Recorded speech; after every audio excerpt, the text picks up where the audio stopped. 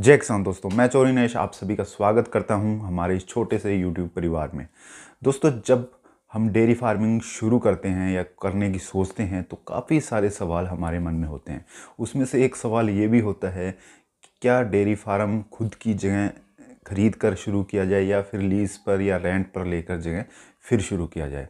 तो दोस्तों, आज की वीडियो में हम यही बात करेंगे कि क्या अगर हम डेयरी फार्म किराए पर जगह लेकर शुरू करते हैं तो उसमें हमें मुनाफा रहेगा नहीं रहेगा, या फिर हमें करना चाहिए या नहीं करना चाहिए, या ज़मीन खरीद कर ही उस पर डेयरी फार्म हमें करना चाहिए। तो दोस्तों, अगर आप डेयरी फार्म शुरू करना चाहते हैं तो इस वीडियो को शुरू से अंत तक ज़रूर देखिएगा। चलिए वीडियो शुरू करते हैं।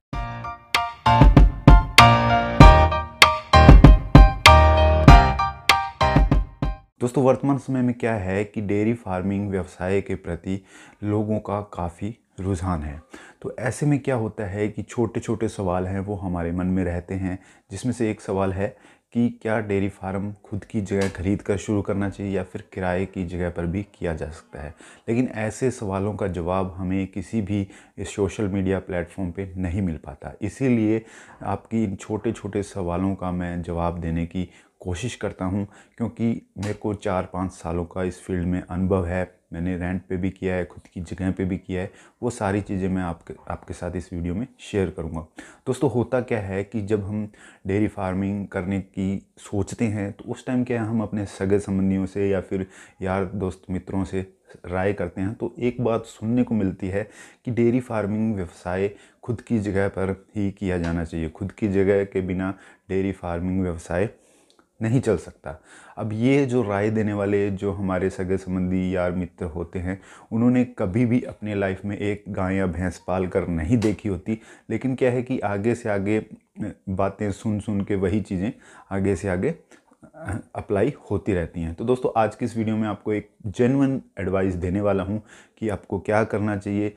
आपके पास अगर खुद की लैंड है तो आप उस पर डेयरी फार्मिंग कर सकते हैं, लेकिन अगर आपके पास खुद की लैंड नहीं है, आप डेयरी फार्मिंग शुरू करना चाहते हैं, आपके पास इन्वेस्टमेंट है, पैसे हैं ज़मीन खरीदने के, तो क्या आपको ज़मीन खरीदनी चाहिए। या फिर अगर आपके पास ज़मीन खरीदने के पैसे नहीं हैं तो क्या आप डेयरी फार्मिंग शुरू कर सकते हैं रेंट पर लेकर जगह।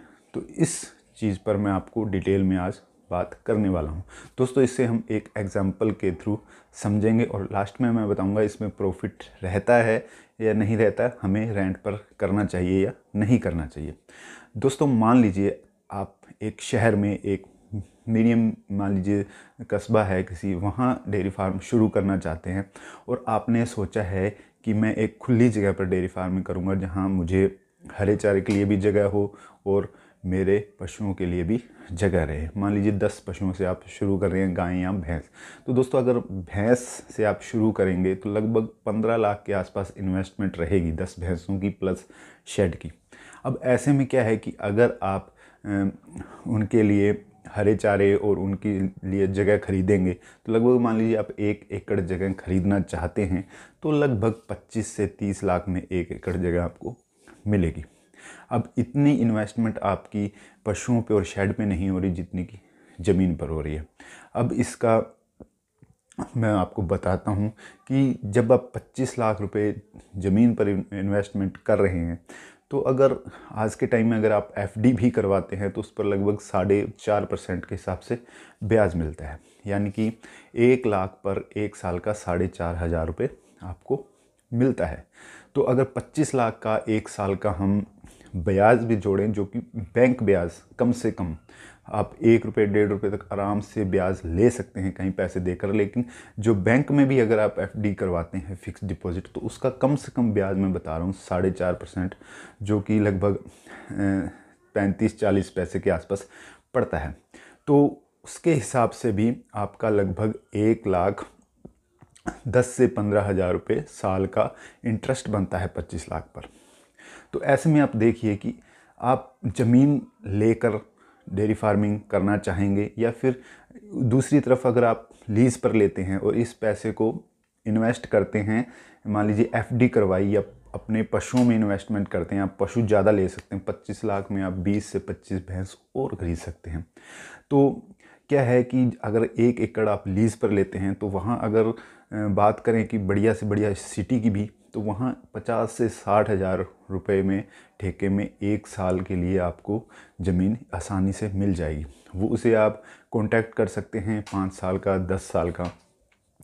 तो इससे क्या है कि आपका जो पैसा है वो आप उसको अच्छे से यूटिलाइज़ कर सकते हैं।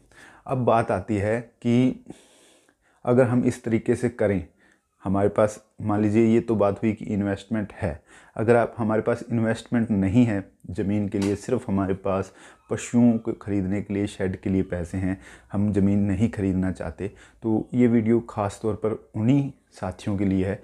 तो आप लीज़ पर लीजिए, चाहे पूरी एकड़ लीजिए या फिर छोटी स्पेस लेना चाहते हैं तो छोटा स्पेस ले सकते हैं।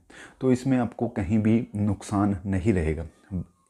अगर आप एग्रीकल्चर लैंड लेते हैं 1 एकड़ या उससे ज़्यादा, तो उसमें क्या है कि आपका हरा चारा भी हो जाएगा, आप उसमें सब्जियां भी उगा सकते हैं जो कि दूध के साथ साथ आप अपने कस्टमर्स को बेच भी सकते हैं। और अगर एक कमर्शियल जगह, छोटी जगह लेनी चाहते हैं आप 400, 500, 600 गज की, तो वो भी आपको मिल जाएगी, लेकिन उसमें क्या है कि हरा चारा आपको ख़रीद कर डालना पड़ेगा। लेकिन ऐसा नहीं है कि अगर आप रेंट पर लेकर डेयरी फार्मिंग शुरू करते हैं तो आपको प्रॉफिट नहीं होगा, क्योंकि अगर आप इन्वेस्टमेंट करते हैं तो उसका मैंने आपको हिसाब किताब बताया है कि जितना आप रेंट भरेंगे उससे ज़्यादा आप उससे ब्याज प्राप्त कर लेंगे, या फिर बिज़नेस में उस पैसे को लगाएंगे तो उससे कहीं गुना ज़्यादा प्रॉफिट कमा लेंगे। लेकिन दूसरी तरफ ये है कि अगर यहाँ पर एक सवाल ये भी हो सकता है कि काफ़ी सारे भाई ये कहेंगे कि हमारे ज़मीन में इन्वेस्टमेंट करेंगे तो ज़मीन का रेट भी तो बढ़ेगा। लेकिन दोस्तों, हम यहाँ इन्वेस्टमेंट करने की बात नहीं कर रहे, हम यहाँ डेयरी फार्मिंग बिज़नेस को चलाने की बात कर रहे हैं। आप स्टार्टिंग में अपने बिज़नेस पे पैसा लगाइए, न कि ज़मीन पर। 4-5 साल में जब आपका अच्छे से स्टेबल हो जाए तो ज़मीन उसके बाद भी आप ले सकते हैं। लेकिन स्टार्टिंग में अगर आपके पास पैसा है ज़मीन ख़रीदने के लिए या नहीं है, तो भी मैं आपको यही कहना चाहूँगा कि आप लीज़ पर जगह लेकर शुरू कीजिए। इसमें क्या है कि मान लीजिए 1 या 2 साल के बाद आप ये सोचते हैं कि मैं डेयरी फार्मिंग नहीं कर पा रहा रेगुलर, तो आपकी क्या है कि जो जगह की इन्वेस्टमेंट है वो ख़राब नहीं जाएगी।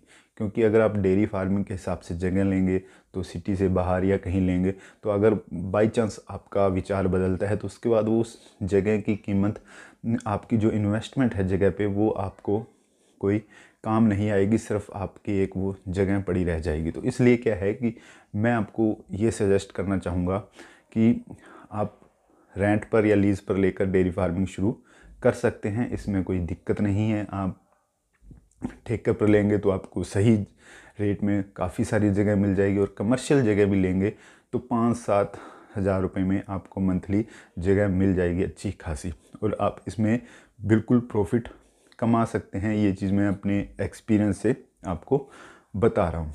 तो दोस्तों, जब भी आप डेयरी फार्म शुरू करना चाहें तो इस चीज़ में आप कभी भी कंफ्यूज न हो कि हमारे पास जगह नहीं है खुद की, तो डेयरी फार्मिंग करें या न करें। आप बिल्कुल कर सकते हैं, हालांकि लेकिन थोड़ा सा आपको मैनेजमेंट आपको ध्यान देनी पड़ेगी। आपको अपनी जो लेबर रखेंगे उसको मैनेज करना पड़ेगा। ये चीज़ें अगर आप नहीं करेंगे, मैनेजमेंट और ये, तो आप अगर खुद की जगह पर भी करेंगे तो भी आपको नुकसान होने के चांसेस रहेंगे। तो आप अच्छे से मैनेज कीजिए, अच्छे से डेयरी फार्मिंग पर रिसर्च कीजिए, नॉलेज लीजिए, उसके बाद शुरू कर कीजिए। ये कोई बड़ा मैटर नहीं है कि आप रेंट पर कर रहे हैं तो आपको इसमें मुनाफा नहीं होगा। बिल्कुल आप रेंट पर कर सकते हैं, आप इसमें अच्छे से मुनाफा कमा सकते हैं, और जब आप अच्छे से इसमें सक्सेस हो जाएं तो उसके बाद अपनी जगह ले सकते हैं, अपना खुद का सेटअप लगा सकते हैं। तो दोस्तों, ये मैंने अपने एक्सपीरियंस से आपको जानकारी देने की कोशिश की। अगर आपको जानकारी अच्छी लगी हो तो वीडियो को आप लाइक कर सकते हैं, अच्छी ना लगी हो डिसलाइक भी कर सकते हैं। इसके अलावा अगर आपका कोई और सवाल है तो कमेंट बॉक्स में लिखिए। इस वीडियो के बारे में भी अगर कोई आपका और डाउट है तो वो भी आप कमेंट बॉक्स में लिख सकते हैं। मैं फिर मिलूँगा एक नए टॉपिक के साथ एक नई वीडियो में। तब तक के लिए जहाँ भी रहें स्वस्थ रहें, मस्त रहें। जय हिंद, जय भारत।